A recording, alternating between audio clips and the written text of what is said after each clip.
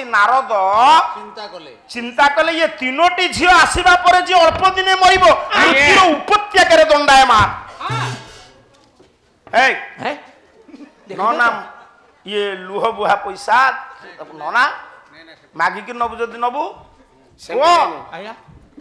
भगवान को नाम को गान करी करी जाउछंती देव से बापा रटी खड़ खड़ कना मो बापा ले देखिलु केते दूर की कष्ट रे आछी केमती पाला घड़ी हबो तू काहे चिंता होछ बापा आज्ञा कोली मालिका कहबर तो पांडव दुईटी वंश किपरि हेला कहबा को ओहो काल छाड़ हाँ मुझे ठकिनी कहीदेवी हाँ कोईली मालिका है विष आगे पारे भूता कोईली मालिका गाई थे अच्छा गाइबा पुणी गोटे प्लाटफर्म दरकार कथा कही पुणी आखिर नुह न बहले आप भल लगे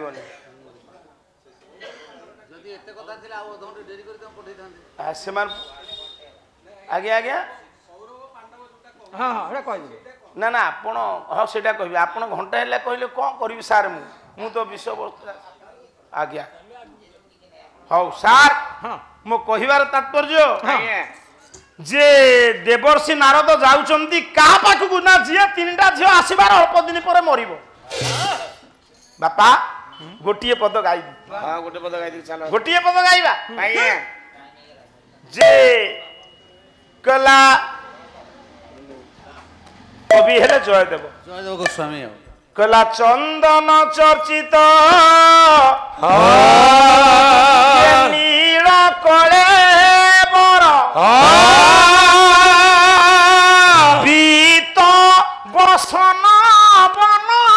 माली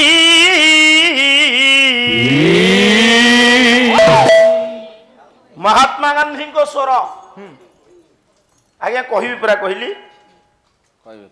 मु कहबी आपण कथा पुणी एक कथा आपण सुनिबे ना नहीं चंदन चर्चित नील कले बर बीत बसन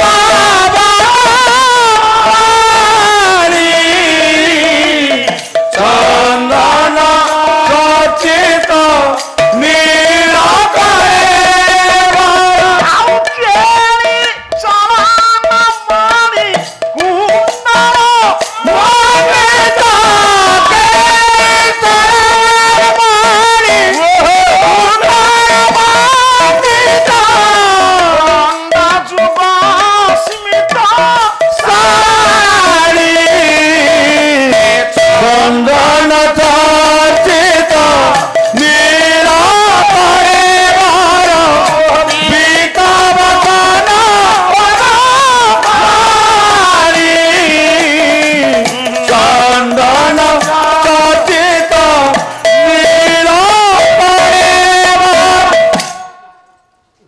नारद पहुंची गले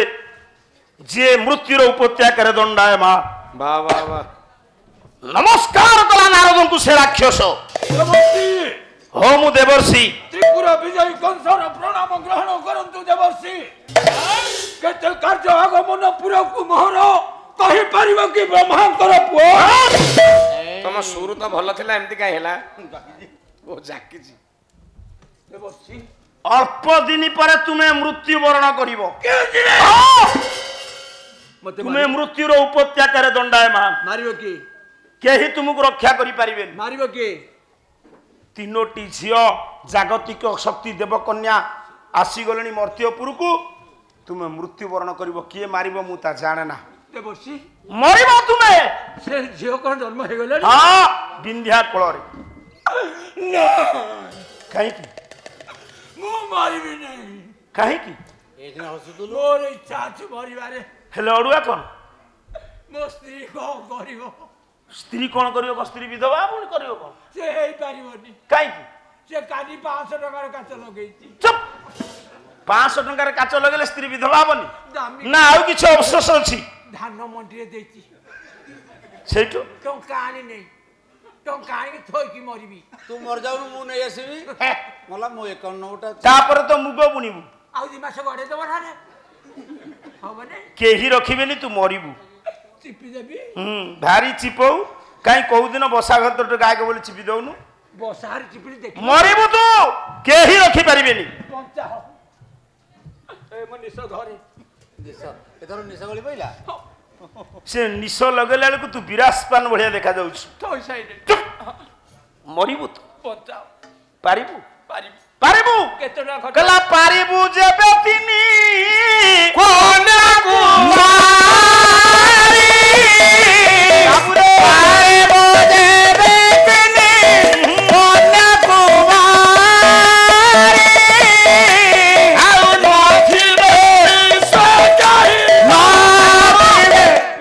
ତିନିଟା ଯାକ ଝିଅକୁ ମାରି ପାରିବୁ? ମାରିଦେବି ତିନିଟା ଯାକ ଝିଅ ବିନ୍ଧ୍ୟାକୁଳରୁ ଯଦି ତୁ ମାରିଦେବୁ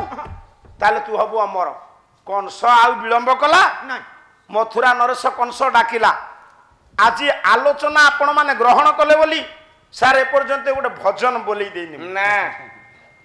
ସେପଟେ ଯେହେତୁ ଏ ନିର୍ଦ୍ଦିଷ୍ଟ ସମୟରେ ପହଞ୍ଚିଛନ୍ତି କାଲି ମୁଁ 10ଟା 15 ସେ ପହଞ୍ଚିଲେ ମୋତେ 10:30 ଛାଡ଼ିବାକୁ ପଡ଼ିବ 15 ମିନିଟ୍ ବସେଇବି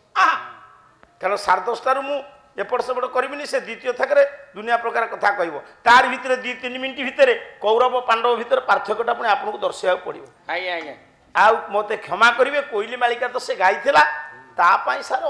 ନିହାତି 20 ମିନିଟ୍ ଦରକାର। ସେ ଯଦି ମାଳିକା ମାଳିକା ଭଳିଆ ନ ହେବ ଆଖିରୁ ନ ଲୁହ ବୋହିବ ଖାଲି ଗୋଟେ ହାସ୍ୟାସ୍ପଦ ହେବା କ୍ଷମା କରିବେ ଆପଣ ମୋତେ। ପୁଅ ଡାକିବ ଇଏ ଡାକିଲା କିଏ ବିଦାୟ ଦେଇଦେଲା ନାରଦଙ୍କୁ କହିଲା ଆପଣ ଯାଆନ୍ତୁ। ତିନିଟା ଯାକ ଝିଅ ମଲେ ମୁଁ ବଞ୍ଚିବି ତ କହିଲା ପୁତନା ନାମନି ଦଇ ତୁଣି କି ଡାକିଲା କାମ ତୁ କରିବୁ ବୋଲି ବୋଇଲା କାମ ତୁ କରିବୁ ବୋଲି ବୋଇଲା ପୁତନା ନାମନି ଦଇ ତୁଣିକେ ଡାକିଲା କହିଲା ପୁତନା ଲୋ ଶୀଘ୍ର ଶୀଘ୍ର କହ ଆଉ ବେଳ ନାହିଁ। ଭାଇ କାହିଁ ଡାକିଲୁ ମୋର ଗୋଟେ ବିପଦ ପଡ଼ିଛି। କଣ ହେଇଛି କହିଲୁ ମୁଁ ଆସନ୍ନ ମୃତ୍ୟୁ କଣ ତତେ କରୋନା ହେଇଛି ଚୁପ ଏ ପୁତନା ଏ ଭାଇ ସମୟ ନାହିଁ ନା ମୁଁ ତୁ ଯଦି ମୋ ଭଉଣୀ ପୁତନା ଲୋ ଓ ତୁ ଯଦି ମୋ ଭଉଣୀ ମୁଁ ତୋର କଣ ତୁ ମୋ ଦିଅର ହବୁ ଧନ୍ୟ କହିବ ତୁ ଏତେ ହିସାବ ଜାଣିଛୁ ଆରେ ବିଳମ୍ବ କର ନା ମୁଁ ଯଦି ହେବି ତୋ ଭାଇ ପୁତନା ତୁ ମୋର କଣ ହବୁ ମୁଁ ତ ଶଳା ଭାଉଜ ହେବି ଗୋଟେ କାମ କର ତୁ ବ୍ଲକରେ ରହିଯା ସମସ୍ତେ ବୁଝେଇବୁ ମୋ ଉପରେ ବିପଦ ପଡିଛି। ନାରଦ କହିଛନ୍ତି ବିନ୍ଧ୍ୟା କୂଳରେ 3ଟି ଯାକ ଝିଅକୁ ଯଦି ନ ମାରିବେ କେହି ମୁଁ ମରିଯିବି। ଆଜ୍ଞା ଯା କଣ ଯା ମାଂସ ଖାଇ ଶୋଇବୁ ଯା ମାଂସ ଖାଇ ଶୋଇବି କାହିଁକି ମଦ ଟିକେ ପିଇଦେବୁ ଅଚିନ୍ତାରେ ଶୁଅ ମାନେ ମୋର ବାଁ ହାତରେ ଖେଳ ଓ ଏଇଥିପାଇଁ କହୁଛୁ ମୁଁ ଜାଣିଛ ପରା ମୋ ଭଉଣୀ ନିଶ୍ଚିତ ଭାବରେ କାମ କରିବ। ଆଉ ବେଳ ନାହିଁ ଭାଇ କି ଅଭୟ ଦେଇ ଭଉଣୀ ଚଳିଲା ଭଉଣୀ ଚଳିଲା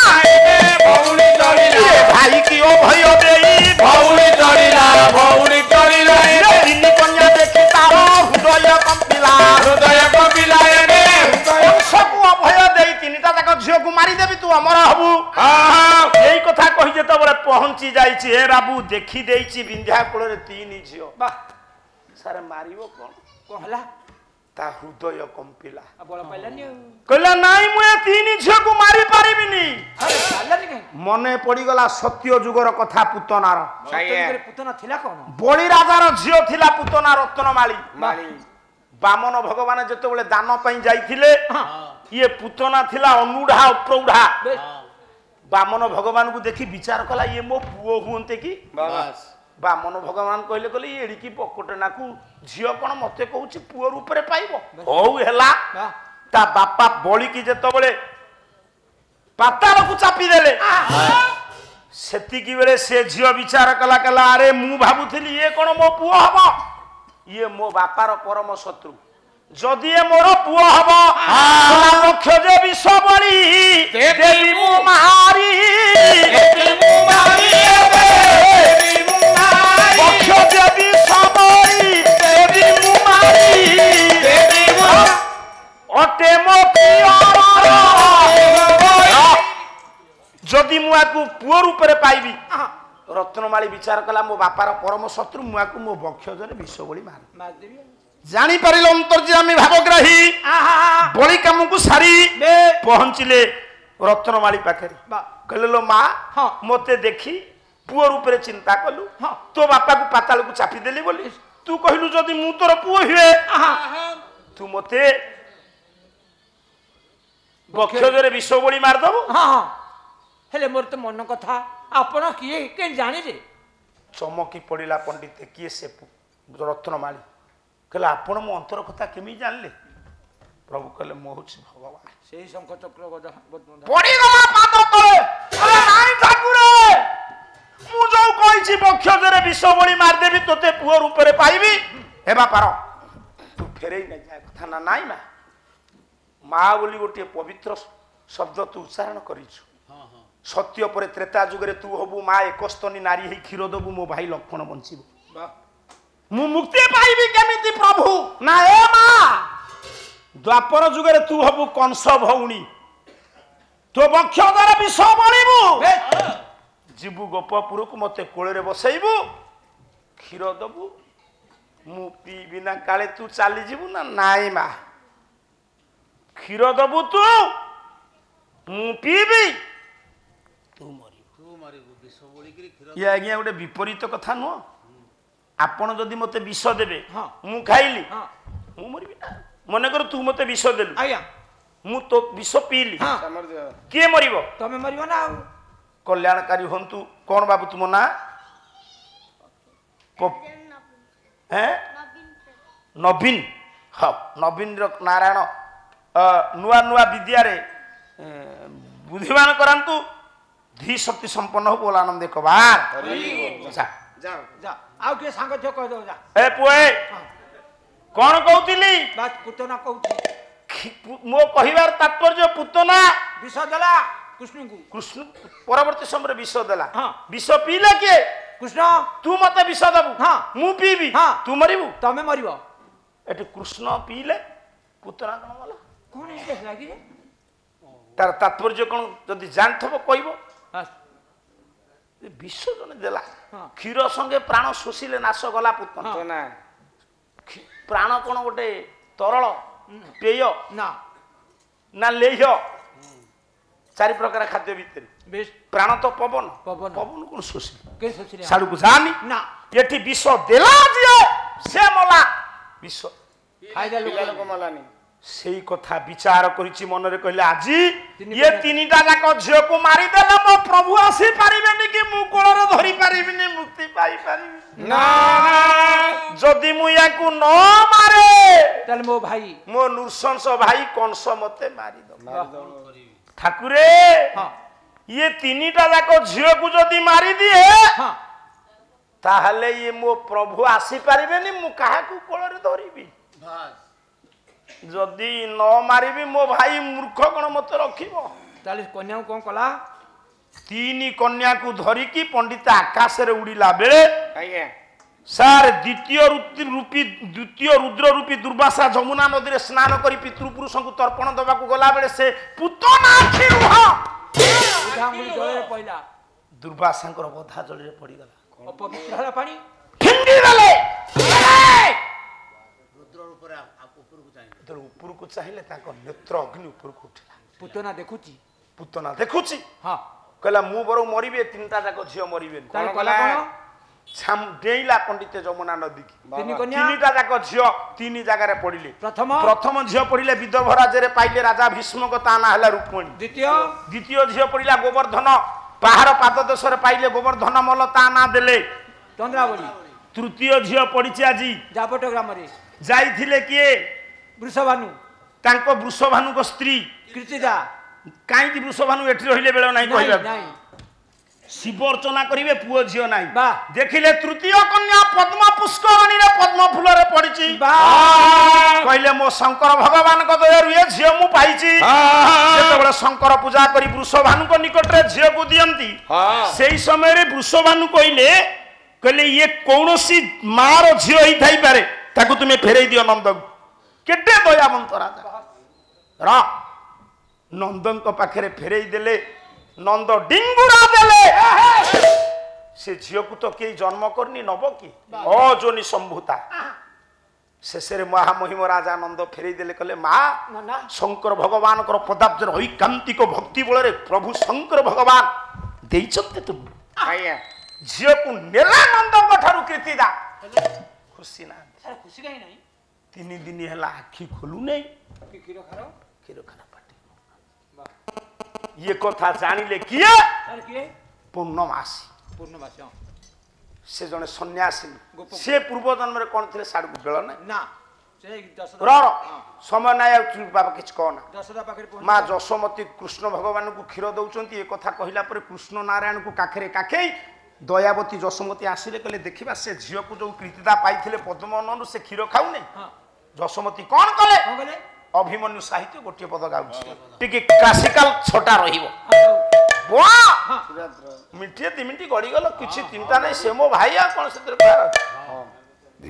पुआ आया केला त्रिरात्र नेत्र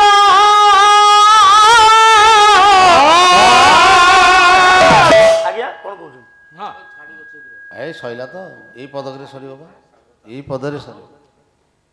हाउ दियो कर दा दिन जन नाइ से आउ केमि हेले से ओडुआ हे गेला आगु चल जिवो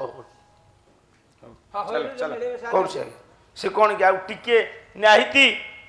सरवा 5 मिनिट दरकार से आपण पुनी मझरे मझरे कहबे छाड़ छाड़ से भल लागियो अरे छाड़ दियो आ चलो कहबे छाड़ देबे किछ छाड़ दे पद बोल दे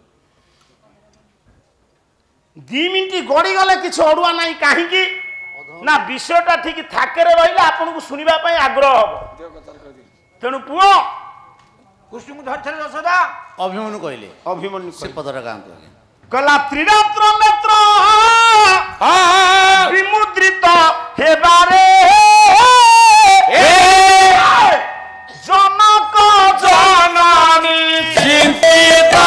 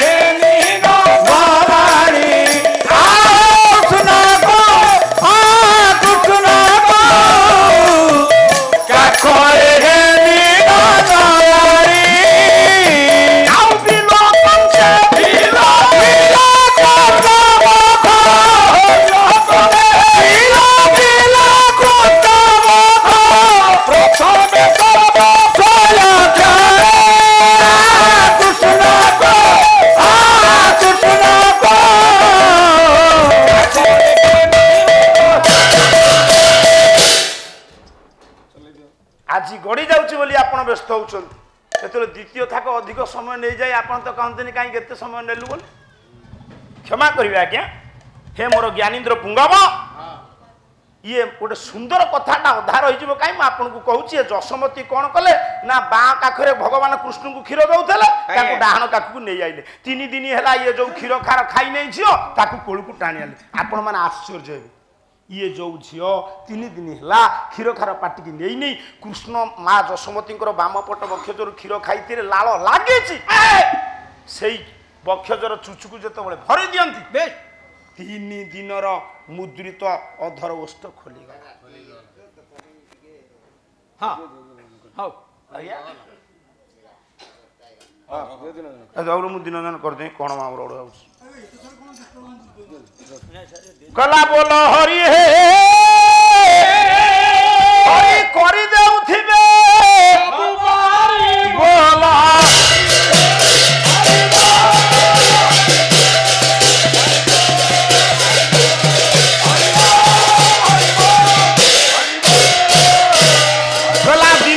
शरण रक्षण आनंद सागर हरिबोल हुड़ हुड़ी ये विश्व दुख